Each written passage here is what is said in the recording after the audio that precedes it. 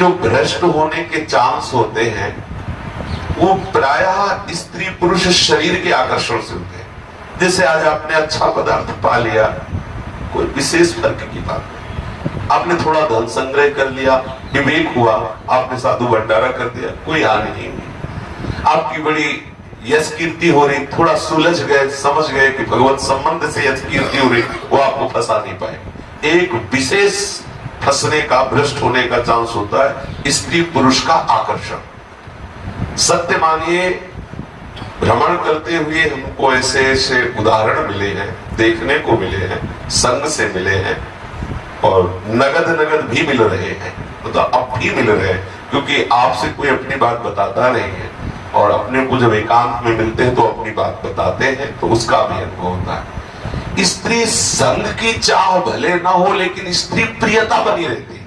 ध्यान रखना, स्त्री साधक के हृदय में पुरुष संग भले ना हो पावे, लेकिन पुरुष की प्रियता बनी रहती है, पुरुष शरीर की प्रियता बनी रहती है। ये देखा, मतलब सूक्ष्मता की बात, ठीक बात समझ लीजिए। यदि आप विषयी पुरुषों का दर्शन करेंगे तो विषय संयोग की लालसा होगी। संगम त्यजेत मिथुन प्रतिनाम मोक्षो सर्वात्मनान विसृजेत बहिरिंद्रियाणि। ये सौभरी जी का अनुभव है, उन्होंने इस श्लोक कहा है। जहां माताएं बहनें हो, हम उस साधक को बहुत हे समझते हैं जो साधना में इस बात की छूट करता है, स्त्रियों से बात करता है, स्त्रियों की तरफ देखता है। किसी की ताकत है तुम्हारी तरफ अंगुली कोई उठा सके? जैसे किसी साधक ने आज अब बताया कि हमको किसी ने ऐसा कहा, अगर तुम गलत नहीं होगे तो तुम्हारी तरफ अंगुली उठाने के किसी के सामर्थ्य नहीं है, निश्चित समझो। हाँ, ये जरूर हो सकता है तुम 10% गलत हो तो 90% और जोड़ के 100% कह देगा। ध्यान रखना, कोई भी साधक किसी भी माता बहन की तरफ देखा तो निश्चित पति तो हो जाएगा, उसे कोई नहीं रोक सकता, क्योंकि दृष्टि से एक मछली की क्रीड़ा को देखकर सौभरी महाराज ने अपना अनुभव कहा है। ये बिल्कुल साधक को सावधान रहने की जरूरत है, भ्रष्ट होने का चांस ही न दिया जाए।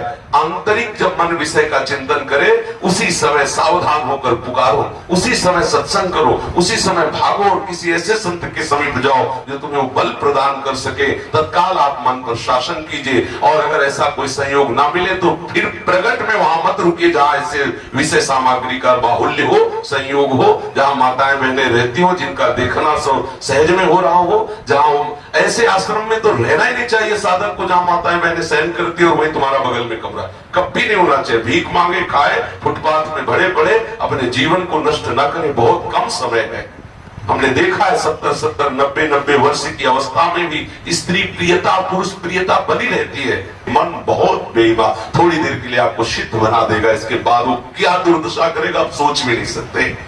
जो परमार्थ से आगे बढ़ना चाहता है, परमार्थ में आगे बढ़ना चाहता है, उसको ठीक शास्त्र और सदगुरु के अनुसार चलना चाहिए। दृष्टि को बचा के होश में, बहुत कीमती जन्म है, किस लिए? बहुत सावधानी। भ्रष्ट होने का निमंत्रण हम देते हैं, स्वयं देते हैं। अंदर से भोगों का संकल्प और बाहर से भोगी पुरुषों का सानिध्य। जरा महापुरुषों के वचनों पर ध्यान। संगम त्यजेत मिथुन प्रतिनाम मोक्षो।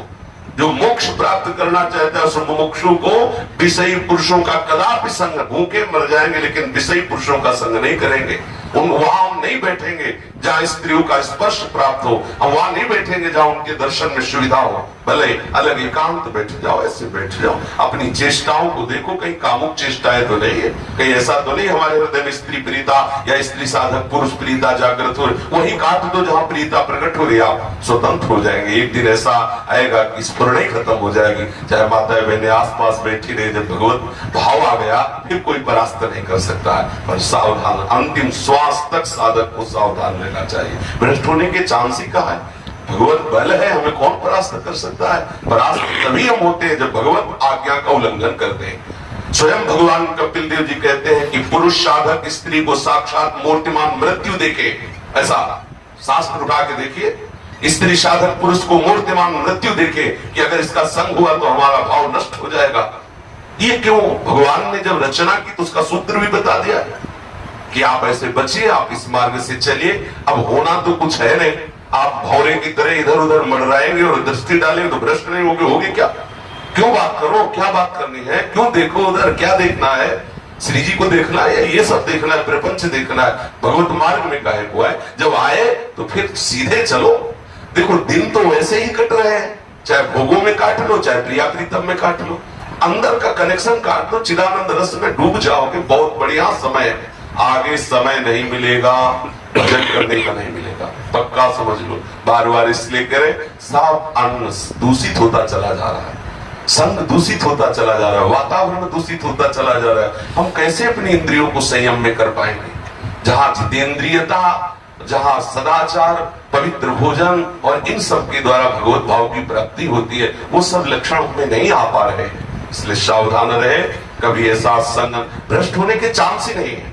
चांस तभी होते हैं, हम खुद बनाते हैं, हम खुद वो संयोग बनाते हैं जिससे हमारा पतन हो, हमारा नाश हो, और हम समझते हैं कि हमें मौज मस्ती करते रहे और प्रियालाल हमें गलबैया दे के नरक मिलेगा। नरक पक्का समझ लो।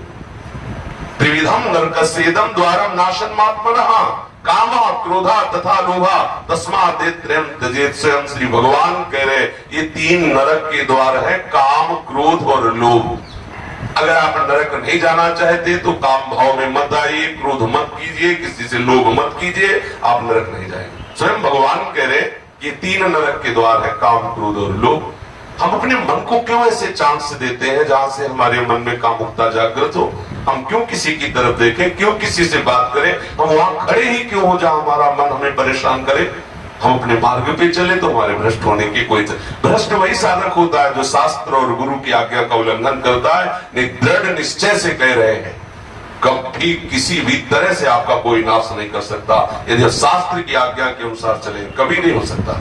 आप नजर झुका के रखिए, कभी कोई बात करने का संयोग, संतों कहते हैं साधक को बात करने का संयोग आएगा ही क्यों? क्यों आएगा? हमारा केवल उद्देश्य है उदर पोषण, तो गए राधे श्याम बोला, आंख नीची करके मधुकरी ले ली, तो रास्ता देखने के लिए नेत्र नीचे आए, ठाकुर दर्शन किए, नीचे नेत्र किए, किसी की तरफ देखने नहीं तो रास्ता ही नहीं बचा। हम श्रवणेन्द्री को, नेत्रेंद्री को अपने शासन में रखें, कोई कामुक बात न सुने, कामुक दृश्य न देखे, तो अंदर छोटी मोटी स्फुरणाएं हुई भगवत भजन से शांत हो जाती। हम सबके हृदय में उत्पन्न होती, ऐसा नहीं।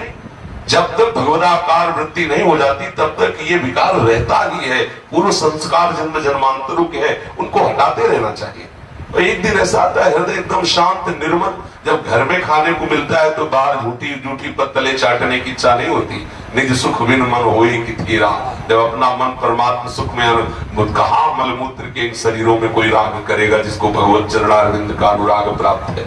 खूब प्रवचन सुनो, आज्ञा का पालन न करो, चिंतन मनन न करो तो भ्रष्ट रखे हो। मिलो चाहे किसी से ना मिलो, समझ लो, मिलो चाहे ना मिलो, बाहर से ना मिलोगे तो अंदर से वो सब काम कर देगा जो उसको करना है। मन बहुत बलवान है, जरूरी थोड़ी कि तुम परस्पर विपरीत शरीर से मिलो, स्त्री या पुरुष मिलने की जो कोई जरूरत है, बिना मिले आपको भ्रष्ट कर देगा। बहुत बलवान मन है, हमें मन से ही ठीक कर लेना, अंदर ही अंदर सुधार कर लेना। साधना किस गुरु किस लिए बनाया जाता है, इस मार्ग में क्यों चला जाता है? हमें वो युक्ति चाहिए जिस युक्ति से हम मन को संभाल के अगर आप थोड़ी देर के लिए, जैसे हम किसी माता बहन की तरफ देख रहे हैं, मन कह रहा भगवत भाव से देख रहे हैं, लेकिन शास्त्र निषेध करता है एक बार अचानक दृष्टि चली जाए भगवत भाव कर लेना है वहां, लेकिन भगवत भाव से इनको देखना भी नहीं है। शास्त्र निषेध करता है स्त्री दर्शन, स्त्री संभाषण, एकांत में स्त्री के साथ हंसी मजाक, शास्त्र निषेध है भगवत स्वरूप, लेकिन हमें नहीं देखना। अचानक दृष्टि चली जाए तो हम इन पर भगवत भाव कर लेते हैं और इनको दोबारा नहीं देखते, क्योंकि शास्त्र की आज्ञा है। ऐसे स्त्री साधक को पुरुष के लिए भाव रखना चाहिए।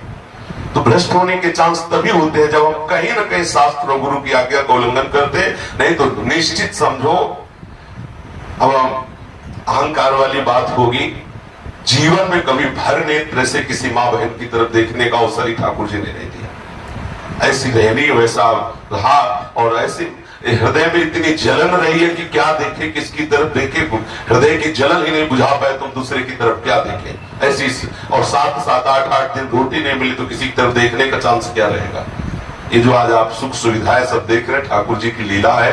शरीर रोगी है तो इसलिए थोड़ा ऐसा भी है, नहीं तो इतना वैराग्य से जीवन, किसी जब पेट ही जल रहा है भूख के मारे, ठीक अन्य नहीं, 3 दिन तो यही नहीं पाया इसी कुटिया में। जब भोजने नहीं जा रहा है, अपने आप आते भूख भूख चिल्ला रहे, अन्न नहीं चिल्ला रहे, तो किसकी तरफ देखेंगे? जब दही और दूध और रबड़ी और मलाई खा के निकलेंगे तब इधर उधर देखने की इच्छा होगी। अगर हम रूखा सूखा खाए, जिसका भोजन शुष्क उसका भजन सरस, और जिसका भोजन सरस उसका भजन नीरस। जिसका भजन नीरस होगा वही विषय वासनाओं का चिंतन करेगा, वही विषयों की तरफ चलेगा। एक बार भगवान के चरणारविंद में मन लग जाए, कहीं भी रखे कैसे भी रखे क्या फर्क पड़ता है। और साधक को बहुत सावधान रहना। जो भ्रष्ट आचरण करते रहते हैं ना और समझते हैं हम बहुत ज्ञानी है, बहुत ये उपासना वो कर लो मनमानी, परिणाम जब आएगा तो अपने आप तुम्हें भोगना पड़ेगा।